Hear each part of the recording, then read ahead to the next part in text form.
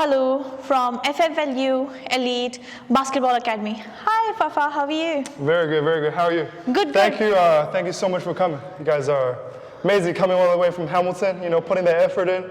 And I hope you guys enjoyed a little bit of what's happening here so far. Oh, we loved it actually. It's a new thing that we actually have seen, and it's so good to see you are, shaping the future of New Zealand. It's not an easy thing to do. No, thank you, thank you. I mean, like, having a experience overseas, going to United States when since 15, moving to Australia when I was 12, knowing all about international basketball, I just saw there was a gap in NZ basketball where could benefit the kids to another level. Some of these kids are the nicest, best attitude, the hardworking kids, of our city, and they're not getting seen. They're not getting the opportunities. Yep. So what my intention was just, number one, give the opportunities to the ones who, didn't get seen, overlooked. The ones who didn't make the teams, and the ones who just wanted to get better and wanted to go far with this. So that's something I wanted to do. That's good. And how did you start this? What was the story behind this? So the story behind... And what was the age? Yeah, so to begin off with, I just started off this as a, like a job. Yep. Because moving back to New Zealand during COVID, I didn't have anything, and I just wanted to honestly do this for fun, okay? I had so much time, and passing by, I just thought this was, a big gap. And again, just what I was saying before, a job as in, not just job, but something that could change your life, something that, you had to be holding accountable for. And so, yeah, that's the main reason. The kids that needed that look, that didn't make it, a lot of kids that pass these kids up, I'll take them, no matter how bad they are, at basketball. As long as they have, good mentality, hard work, attitude, and listening skills, academics. Academics is a big thing. So that's a little bit about that. Yeah. Yeah, and what was your age when you started this? When I started this, I was, I think, 17 and a half. I had this idea. Oh my God. I was, at that time, I was in the Breakers Academy, in New Zealand Breakers Academy, where was led by Rashid Al-Khalim, and where he would just, support me with everything. He would let me rebound for the Breakers, and after that, I would go into the US for my own college basketball. And this was where I did, internships with, the NBA trainer Jordan Lowley. I would help him rebound for all his professionals, NBA players, where it was just such a blessing. I didn't get nothing from that, like as in, like payment or intrinsic rewards. I was just there to learn, to help, and from that, I came back to NZ during COVID period, where I was just like, man, some of these kids that I just know they have so much ability to change lives, and they're doing more for me than I'm doing for them. So it's just a blessing. Yeah. And how did you train during COVID without meeting people? Were you training online as well? Actually, yeah. During COVID, we were doing a big Zoom session. Wow. So we would do actually Zoom sessions during the AM and PM.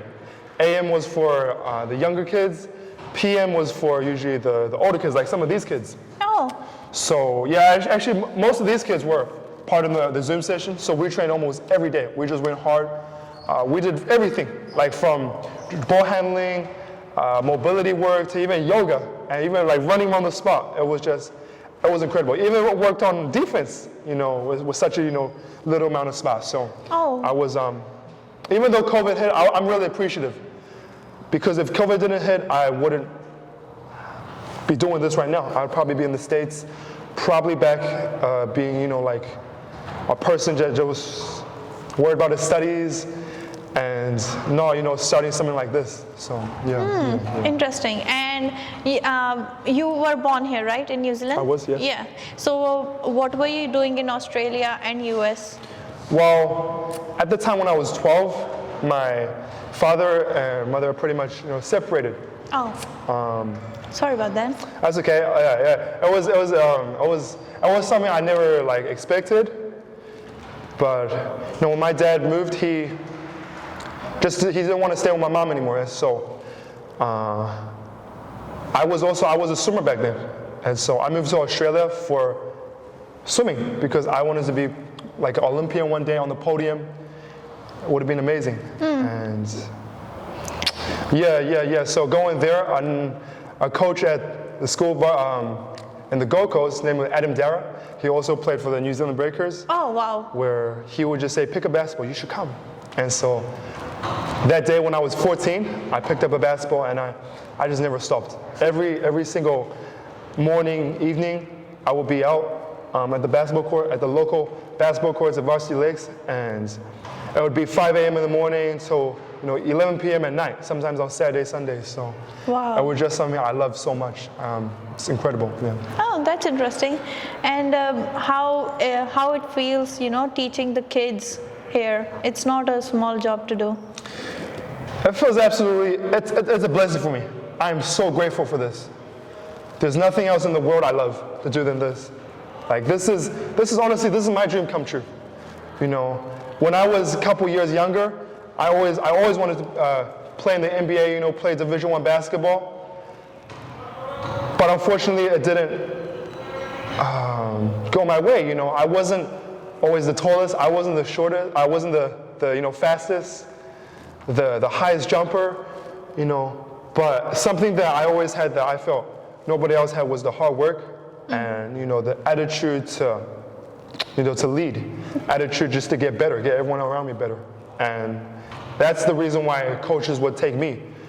Also why Matt Welsh from the New Zealand Breakers will give me this opportunity. I'm very, very grateful for him and his family. Rashid Al-Khalim, it's been incredible. And going all over Auckland, like I've met people that I can tell them I have your back for life. It's not just here at this camp. Like all these kids I teach, I tell them every time, like, it's not just here, it's not just this camp. I have your back for life, so. It's a big blessing. And the fact that, I'll be moving to Chicago next month, with the kids I know, like, it's really sad. It's really sad. Because now I not only have to leave them, I have to, leave the time we spent together. I have to leave the 1 year or 2 year that I could be helping them. But I told every one of them, like, I'm not gonna stop. I'm not gonna stop with you guys. Wherever I go, it's gonna be, like, I'm gonna prioritize you guys, Yeah, that's something I have. Wow, that's amazing. Are you okay? Yeah, I'm okay. I know. Sorry about this emotions. No, it's good. We see how much you're attached to the kids, and you're not just teaching for the sake of teaching it. You have the passion. We literally. I tell everybody sometimes I want to overdevelop them because I'm too much into the development of the kids.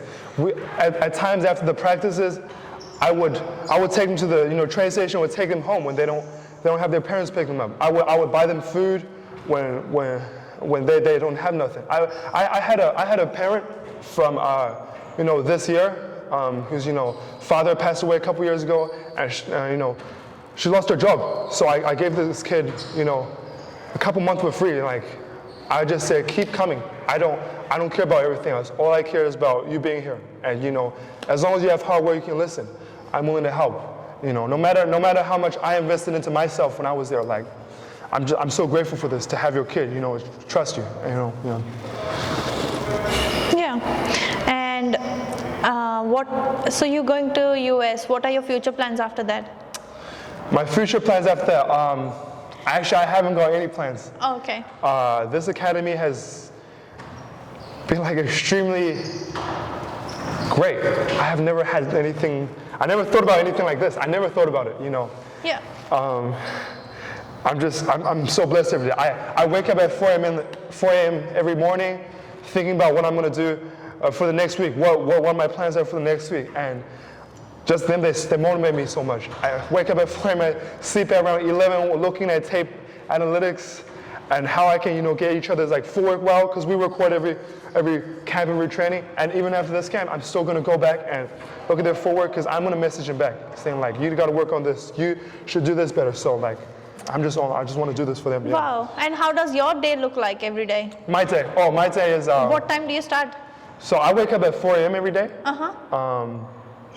I'm on the computer for an hour because I'm still doing a business degree. Yeah. Through the United States. Yeah. And their time, New York, Eastern time is the total opposite. So I got to wake up at 4 a.m., do the online classes. At 6 a.m., I do some of my own practice. Yeah. Because of the sessions I write to the kids, I don't want to just give it to them. I want to try it out first. And so I do that for 2 hours in the courts. I live in Central, but I do that out in the South.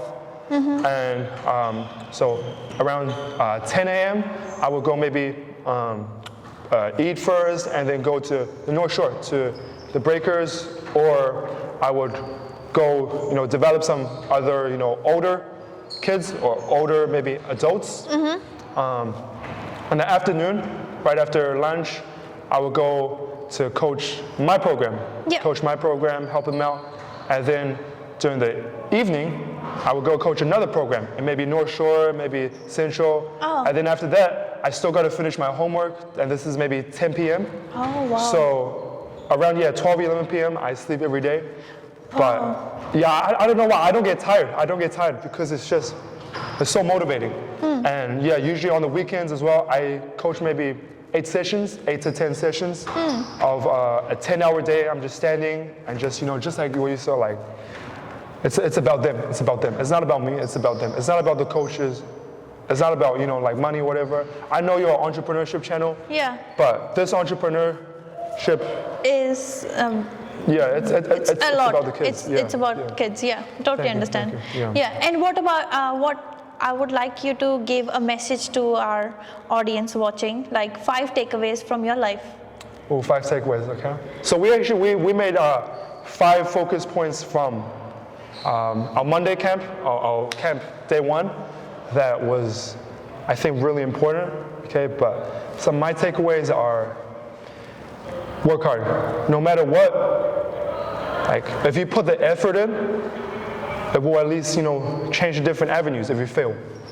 I never thought I would fail, but because I failed, it led me into like great avenues, just like what Rashid told me. My second thing would be always to be humble, to listen.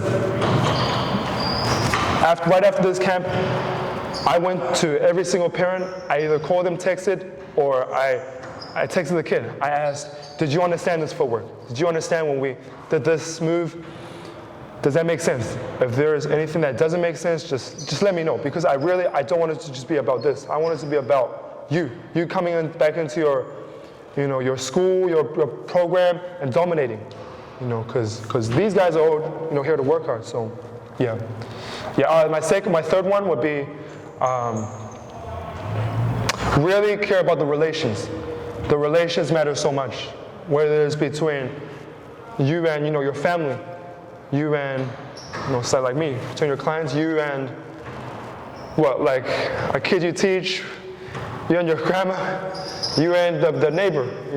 I may not be Christian, but I read the Bible a lot. I read the Bible because I believe in morals. I believe in you got to be honest. That's probably my final thing.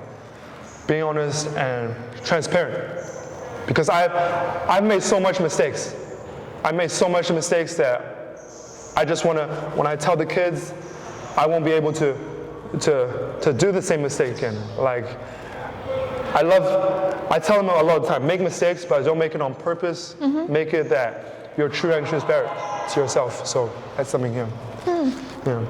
Interesting. Thank you so much for your time. And we will be doing this video in 2 parts. One just talking about you, and the other one with all the kids. Yeah. So that, we give them a full attention as well, because they're doing really well. Oh, thank you. Yeah, thank you. and again, I just want to say thank you so much for your time. Oh, thank you It so means much. a lot, because it's not easy for you to take out time from your schedule and give it to us. Yeah. Thank you so much. Thank you so much. Thank you guys, and I hope you like the video. Can you ask them to subscribe, comment, and like the channel? Yeah, can you please like, subscribe, and Comment the channel. Yeah. She's an amazing lady, right? Coming all the way from Hamilton, right? Not a lot of people would do this, so we really appreciate this. Yeah, thank you, sir, guys. See ya.